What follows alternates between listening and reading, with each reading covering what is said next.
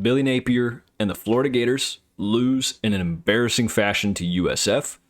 Guys, this is I don't know how many losses under Billy Napier's tenure that the Florida Gators just should not be losing. This is such a proud program that has had insurmountable amounts of success. I think back to even Jim McElwain. Now, the down years under McElwain were down years, don't get me wrong, but they were competing for SEC championships. I think about Dan Mullen. Even the down year with Dan Mullen, the recruiting, there was a lot to tie into it. But even in Dan Mullen's tenure, there were New Year's Six Bowls. The talent was still there. How many NFL players, right? Kyle Pitts, Kyle Trask, loads of talent in and throughout Dan Mullen's tenure. Offensive efficiency being the biggest difference between him and Billy Napier outside of the New Year's Six games. But we get to the Billy Napier tenure, and that's just to name, a few. Then I think to Will Muschamp and some of these Gators coaches, even in the post-Urban Meyer era, that have still had success to a level of which they were able to either compete for the SEC or win 9 or 10 games in a season. Billy Napier has yet to do that. And the toughest part is his overall record is 20-20. He's 10-14 in the SEC, but Billy cannot win the games that he needs to win. The play calling is the first problem for me. Billy Napier's offenses move at the pace of molasses. Some of the decisions that he makes, whether it be a close game, whatever the situation is, I don't care if it's first quarter, third quarter, fourth quarter, second quarter, any quarter in the game, any moment in the game. It just always feels like defenses are one step ahead of Billy Napier.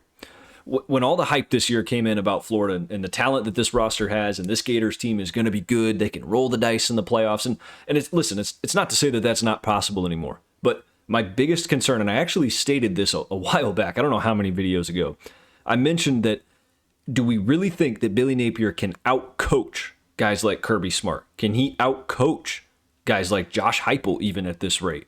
There are coaches like Steve Sarkisian being one. There are coaches in the SEC that are masterminds, whether it be offensively, defensively, or just know how to run a program and they know how to win football games. Billy Napier has not proven that he can consistently do that. He's 20-20. He's a 500 coach in his time at Florida. This roster is way, way, way too talented to be losing to a team like USF. And for Billy Napier, the experience that he has, everything at his fingertips, to be outcoached by Alex Golesh, whether he wants to pin that on his staff on the defensive side, which he can't because the defense played a good game, I will not understand, nor will I ever understand the subbing with the defense. You know that USF runs a rocket tempo offense, and it's third and whatever it be, and we're trying to sub 4 fresh linemen into the game. I just don't understand. Whether it's special teams, whether it's defense, it's consistently always offense is a kryptonite. There's no fireworks on this offense. DJ Lagway does not look comfortable. If you put him in a Josh Heupel offense, if you put him in a Steve Sarkisian offense, he has a chance to win the Heisman. The potential is there. But Billy Napier is handcuffing this team. The obsession with Tony Livingston and Hayden Hansen being the top 2 targets every single game. And that's just, I say those 2 guys because that's the 2 tight ends right now. If it's not a tight end, it's like you barely ever get it. The only time Trey Wilson's involved is on a jet sweep. It's predictable. They know it's coming. It's either a 1st and 10 or it's a 2nd and 8. It's a jet sweep to Trey Wilson. It's a slow developing motion. Everybody sees it coming. The defenses are ready. It's always to the wide side of the field. The list just goes on and on and on. And I can only feel the frustration for Gators fans. It gets to a point, and even in his press conference today where he says, I'm not giving up play calling duties. When do you take that self-reflection and understand that offensively, this unit is not where it needs to be? When you have Dallas Wilson, and you have Trey Wilson, and you have Vernell Brown, who could be a future star in the making. You have Aiden Mizell, who is a star that hasn't even got a chance to flourish quite yet.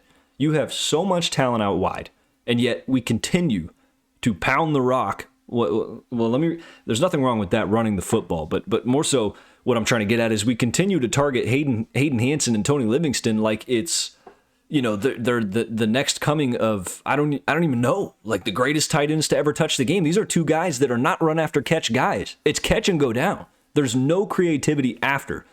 When you speak of the word creativity, there's no creativity in this offense. And if there is, it's always at the worst time.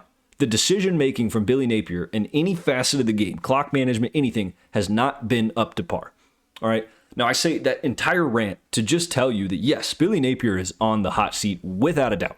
If Florida does not win at least 7 or 8 games this year, yes, even with this schedule, Billy Napier might not be there. And let me just let me preface this as someone who's defended and supported Billy Napier for quite a long time, okay? I love his demeanor. I love the way he carries himself, and I love every intention that Billy Napier has. He is a from the ground up kind of a guy, and that's someone you want to build a program with. He believes in the core fundamentals, right? He believes in a great staff, strength and conditioning. He believes in morals. He believes in building relationships, being a player's coach. I love all of that. Billy's not a guy that's going to cuss and scream and rip your head off. That's fine. There's nothing wrong with coaching like that. I like that. I think that a lot of players are drawn to that, and that's why he's recruited fairly well. That's why the Gators have brought in talent. But the biggest question that I have for Billy is just X's and O's, and it's the ability to put all of that out on a field and successfully and consistently win football games. Nobody expects him to go win national championships, but losing to USF in year 4 with the roster you had at home in the Swamp and all the momentum in this season is inexcusable for the Florida Gators.